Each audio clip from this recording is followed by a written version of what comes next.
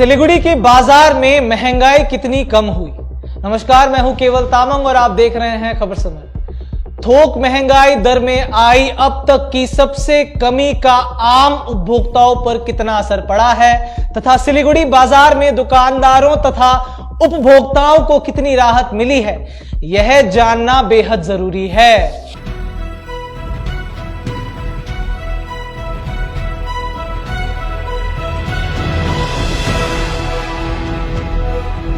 सिलीगुड़ी में अनेक बाजार हैं, जैसे सिलीगुड़ी रेगुलेटेड मार्केट, गुरुंग बस्ती मार्केट, नया बाजार, टाउन बाजार, सब्जी मंडी, एनजेपी इत्यादि अनेक बाजार हैं। साग सब्जियों के लिहाज से टाउन मार्केट हमेशा से ही प्रसिद्ध रहा है, जबकि थोक मंडी के रूप में रेगुलेटेड मार्केट चर्चित रहा है। खबर समय ने सिलीगुड़ी के विभिन्न बाजारों में जाकर साग सब्जियों तथा सामानों की महंगाई का आकलन किया तो पता चला कि साग सब्जियों की इतनी महंगाई नहीं है जितनी कि अन्य वस्तुओं की। Every drop of water counts. SBM Gold's water tank is the most sustainable and durable water storage solution available. Our hashtag असली commitment. अन्य वस्तुओं में स्टेशनरी, कॉस्मेटिक, मांस, मछली, चिकन इत्यादि शामिल है। खुदरा बाजार में मछली और चिकन के रेट लगभग पहले जितने हैं। मछली 200 रुपए किलो रोहू और चिकन 240 रुपए किलो से लेकर 260 रुपए किलो तक है।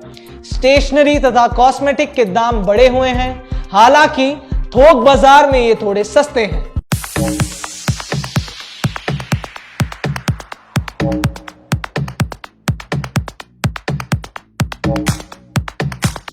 सिलीगुड़ी में रेल गेट नजदीक बाजार थोक बाजार है और यहां फुटकर सामान कम ही मिलता है। यहां से सामान लेने के लिए पहाड़ और डुअर्स दूर दूर से व्यापारी आते हैं। सिलीगुड़ी के फुटकर बाजार में कुछ साग सब्जियां तो सस्ती हैं, परंतु भिंडी, परवल आदि का रेट अभी भी 50 रुपए किलो से ऊपर है।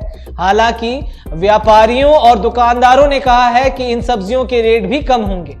आलू के दाम बढ़ गए हैं, जबकि प्याज का दाम अभी पहले की तरह स्थिर बना हुआ है।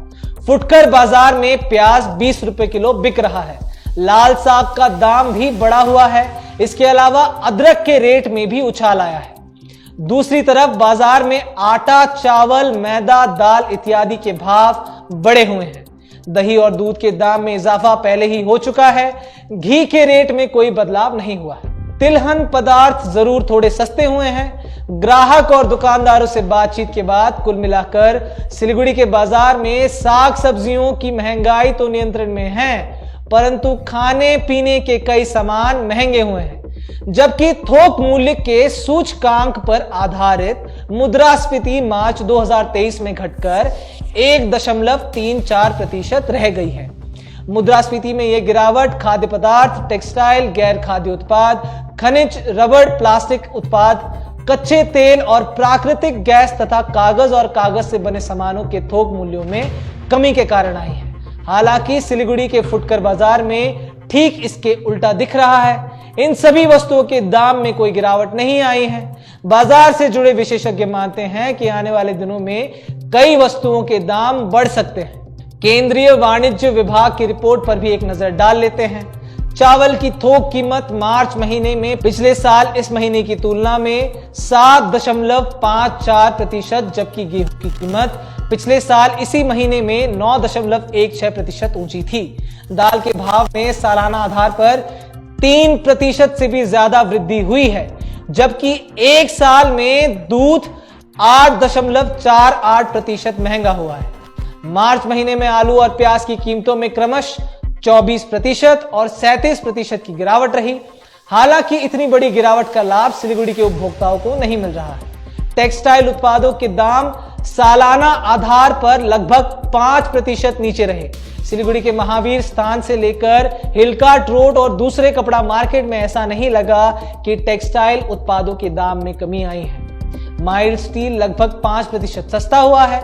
सीमेंट, चूना और प्लास्टिक के थोक मूल्यों में सालाना आधार पर लगभग 6.32% की वृद्धि दर्ज की गई।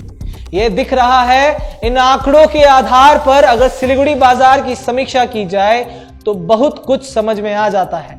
अगर महंगाई घटी है, तो इसका प्रभाव सिलीगुड़ी के बाजार पर भी पड़ना चाहिए। फिलहाल यह अनुभव नहीं हुआ। अब देखना है कि आने वाले कुछ दिनों में सिलीगुड़ी वासियों को महंगाई से कितनी राहत मिलती है। फिलहाल आपको बताना चाहूंगा कि यह खबर हमारे प्रतिनिधि सुरेंद्र श्रीवास्तव की रिपोर्ट पर आधारित है। ऐसे ही तमाम खबरों को जानने के लिए हमारे साथ बने रहें और देखते रहें खबर समय। हर समय खबर समय। धन्यवाद।